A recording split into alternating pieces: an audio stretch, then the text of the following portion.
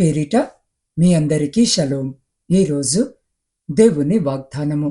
నేను మీకారోగ్యమును కలగజేసెదను, మీ గాయములను మాన్పెదను. ఇదే యెహోవా వాక్కు. ఇర్మియా గ్రంథం 30వ అధ్యాయము 17వ వచనం. ప్రియ సహోదరి సహోదరులారా, ఈరోజు జీవాక్యము వినుచున్న మీ అందరికీ మన ప్రభువును ప్రేరక్షకుడైన యేసు క్రీస్తు జీవము కలిగిన నామమున ఈ నూతన దినపు శుభములను వందనములను తెలియజేయుచున్నాను. ప్రియులారా, చదవబడిన లేఖన భాగము మనకు సుపరిచితమైనదే. ఈరోజు చదివిన లేఖన భాగమును మనము పరిశీలన చేసినట్లయితే ఇది మన దేవుని అద్భుతమైన వాగ్దానము.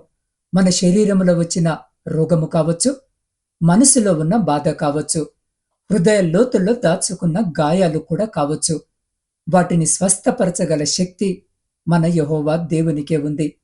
అందుకే నేను నీకు ఆరోగ్యమును కలుగజేసెదను అని ఈరోజు మనకు ఆయన ఈ గొప్ప వాగ్దానాన్ని అనుగ్రహిస్తూ ఉన్నాడు.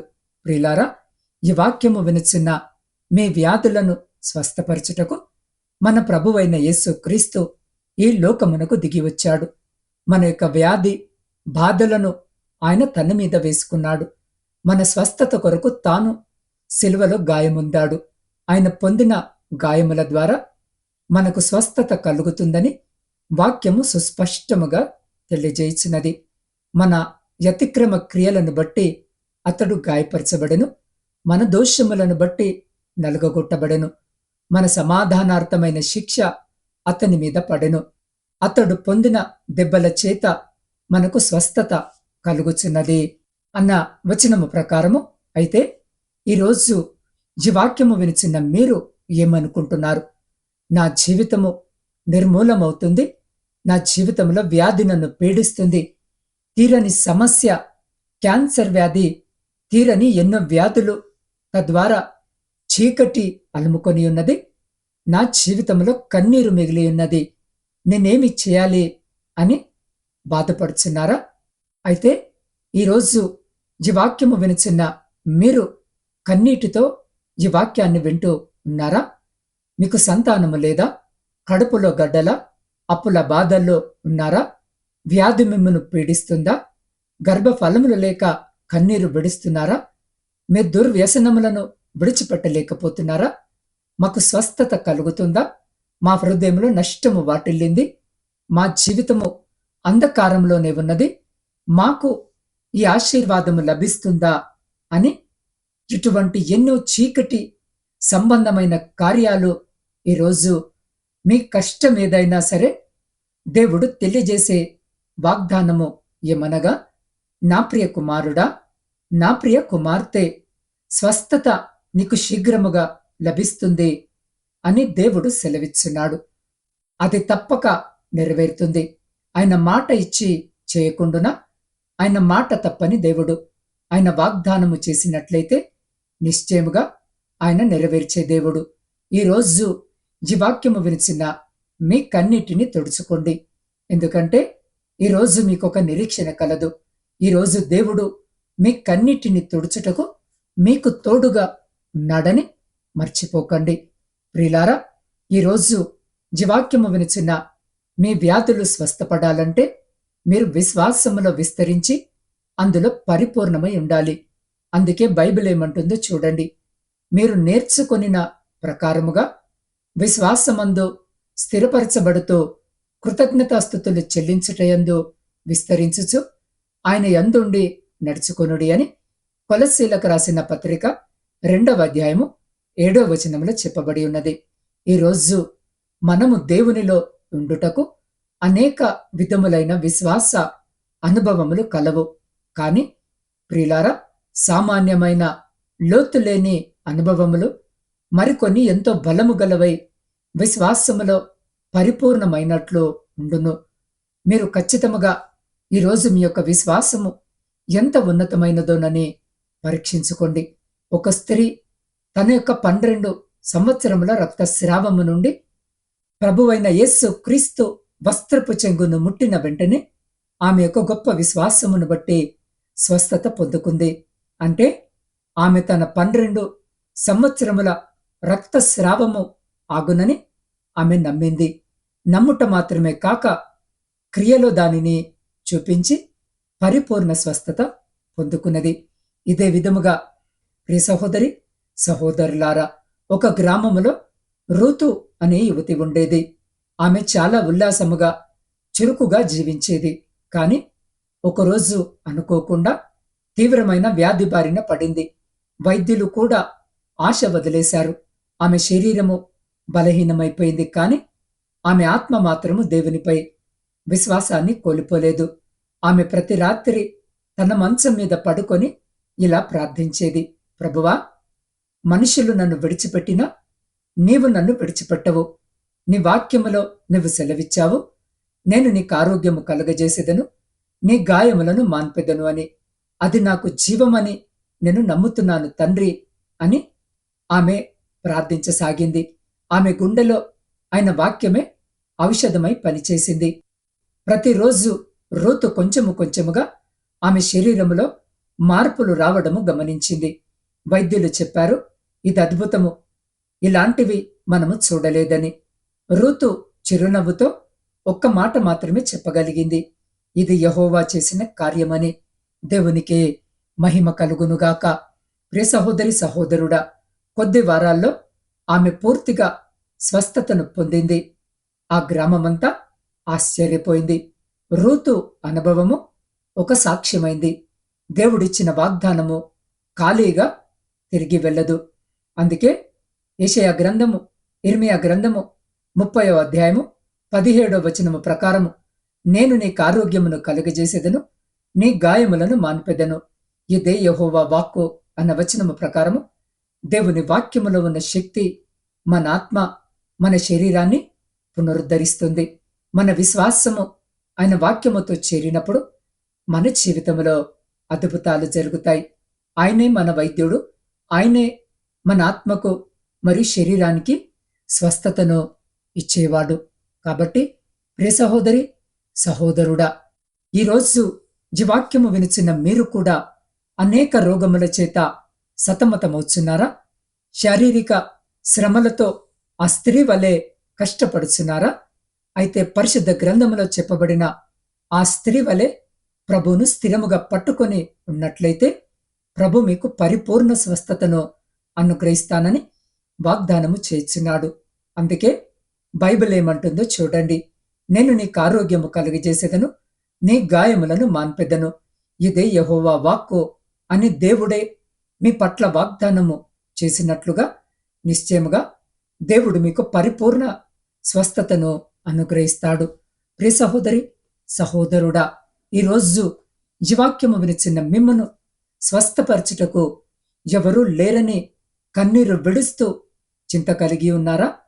ఈ మందు మీ వ్యాధిని స్వస్థపరుస్తుందేమో, ఈ వైద్యులు మా వ్యాధిని బాగు చేస్తారేమో, మా వ్యాధిని స్వస్థపరచుటకు మంచి వైద్యులు దొరకలేదే, ఎవరి యుద్ధకు వెళితే నా వ్యాధి స్వస్థపడుతుందని తలంచుచు మీలో ఉన్న వ్యాధి నిమిత్తము మీరు కన్నీరు విడుస్తూ ఉన్నారా? మీరు పడిన వేదనను తొలగించుటకు యేసు క్రీస్తు మీ బాధలన్నిటినీ ఆయన సిలువలో మోశాడు. ఆయనే మిమ్మను స్వస్థపరచు దేవుడు. నేను కాదు, మీ వ్యాధులను స్వస్థపరచినది యేసు ప్రభు మాత్రమే. మీ వ్యాధులను స్వస్థపరచువాడు ఆయనే. ఎందుకంటే మన అతిక్రమ క్రియలను బట్టి అతడు గాయపరచబడెను, మన దోషములను బట్టి నలుగగొట్టబడెను, మన సమాధానార్థమైన శిక్ష అతని మీద పడెను, అతడు పొందిన దెబ్బల చేత మనకు స్వస్థత కలుగుచున్నదని బైబిల్లో చెప్పబడిన విధముగా ప్రియ సహోదరి సహోదరుడా, ఈరోజు ఈ వాక్యము వినిచిన మీకు ఆయన స్వస్థతనిస్తాడు. కారణము, మీరు వ్యాధితో ఉండుట దేవుని చిత్తము కాదు. ఆయనకు అసాధ్యమైనదేదీ లేదు. కాబట్టి ఈరోజు ఈ వాక్యము వినిచిన మీరు విశ్వాసముతో ప్రార్థించండి. నిశ్చయముగా దేవుడు మీ వ్యాధులు మీ నుండి తొలగింపజేస్తాడు. కాబట్టి ఈరోజు ఈ వాక్యము వినిచిన మీరు ఎటువంటి వ్యాధితో ఈ వాక్యము వింటున్నను సరే, యేసు ప్రభు స్వస్థపరచుటకు సమర్థుడై ఉన్నాడు. కాబట్టి ఈరోజు మీరు యేసు ప్రభు యొద్దకు వచ్చి మీ హృదయాన్ని తెరిచి ఇలా మొరపెట్టండి. ప్రభువా, నన్ను స్వస్థపరచు, నా వ్యాధిని స్వస్థపరచు దేవుడవు నీవు మాత్రమే.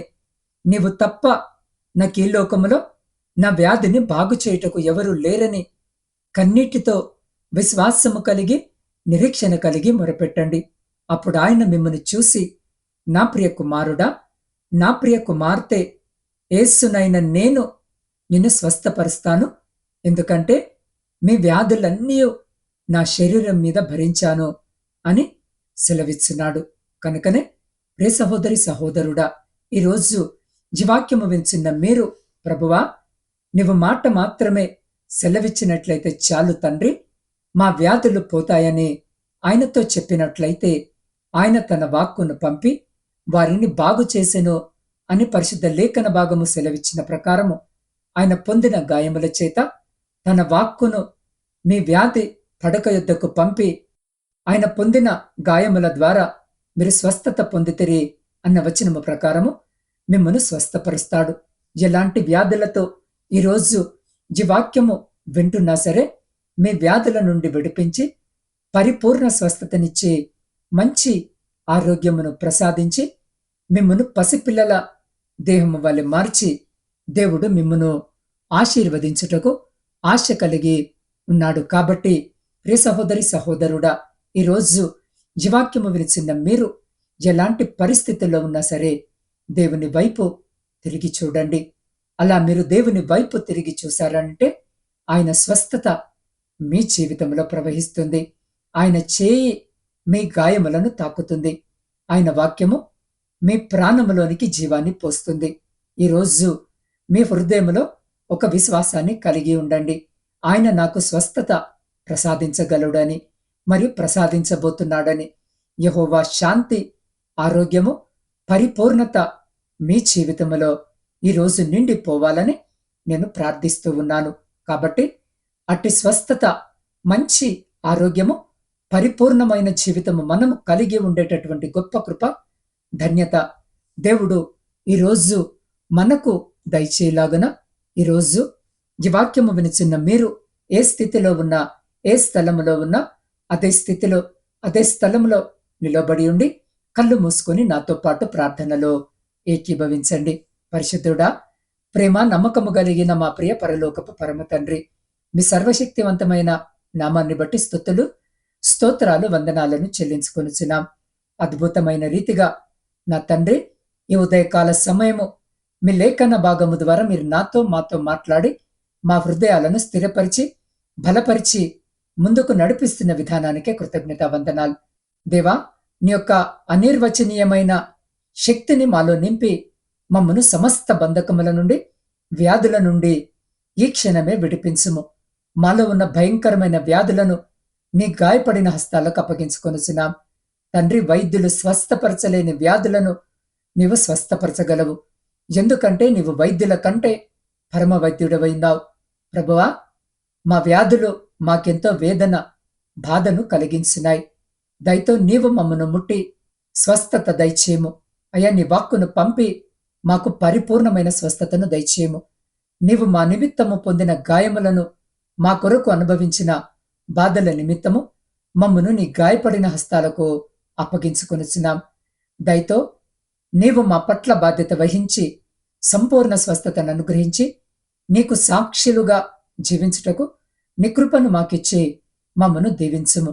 నీ చిత్త ప్రకారము మమ్మను శుద్ధులనుగా మార్చుమని నీ పాద సన్నిధిలో వేడుకొనుచున్నాం. దేవా, ఈరోజు జన్మదిన, వివాహ వార్షికోత్సవాలు జరుపుకొంచున్న ప్రతి బిడ్డని జ్ఞాపకము చేసుకుని మీ నూతన దయా కిరీటం చేత ఆశీర్వదించమని వేడుకొనుచున్నాం. శుభకార్యాలు జరిపించుకొనుచున్న బిడ్డలను కూడా జ్ఞాపకము చేసుకొని మీ కృపలో భద్రపరిచి అయా రాబోయే కాలమంతా సంతోషకరమైన కుటుంబ జీవితమును బిడ్డలకు దయచేయమని వేడుకొంచున్నాం. దేవా, ప్రాముఖ్యంగా చిన్నారి బిడ్డ నవీన సత్య కొరకు ప్రార్థిస్తున్నాం. బిడ్డని జ్ఞాపకము చేసుకోండి.